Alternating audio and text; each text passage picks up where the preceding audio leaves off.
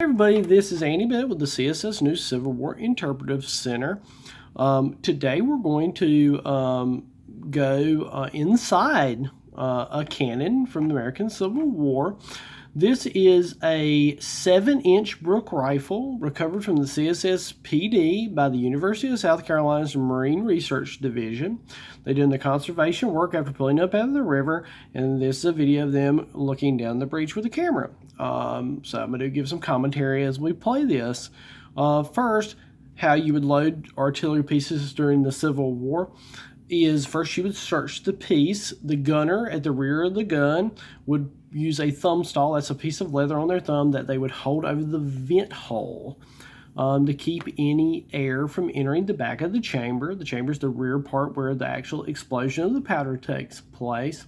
So he put his thumb over the vent hole, and then they would search the piece. The two guys at the front, one of them would use a worm that looks like a big corkscrew. They would send that back and spin it around and break up anything that's stuck in the bag, maybe leftover smoldering powder bag or black powder that's, if we fired the gun a lot, encrusted. Then you would send a sponge down. Another guy would send a long pole with a piece of wool that's wet and sponge around and extinguish any burning powder back there.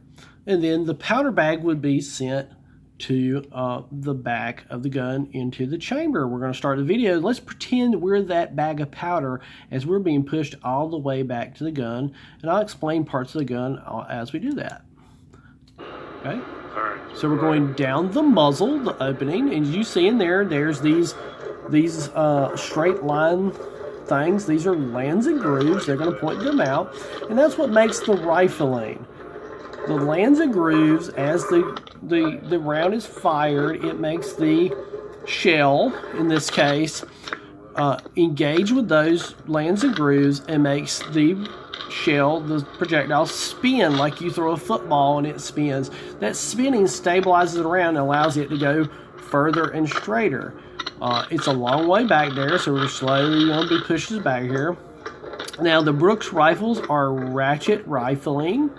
That means instead of them being a swirled shape, like as they slowly spin around, these are stair-stepped. It's just a different type of rifling guns. It's a little easier to produce.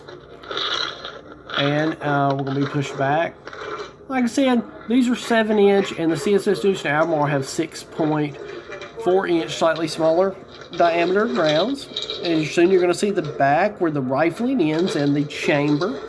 On these guns, they're double or triple banded. That means they've taken extra iron and clamped it around as a hot, clamped it onto the rear, onto the chamber to reinforce the chamber so you can have more explosive powder back there. There's 10 pounds of powder for the 6.4-inch Brooke rifle, and the shell is about 100 pounds. So you see where the rifling ends, and there's this nice smooth chamber here to the back. Right, so we're the bag of powder, and we're going to be pushed all the way to the back, and then if we're loading the round, the shell will be pushed in on top of us and squeeze us, scrunch us all the way back to the back. They're going to push again. You're going to see a black dot in the top of your screen. That's the vent hole. Once the powder was loaded and the shell was loaded, they would stick a pick through that vent hole to bust open the bag and release the powder. There they go, the vent hole. And then they would stick a friction primer down there with a cord attached to it. When they were ready to fire, they would pull the cord. The friction primer pops, shoots fire down this hole, the vent hole, into the powder, ignites the powder, and the gun fires. Thank you for joining me for this video and learning how the guns of the CSS News were loaded from the inside out.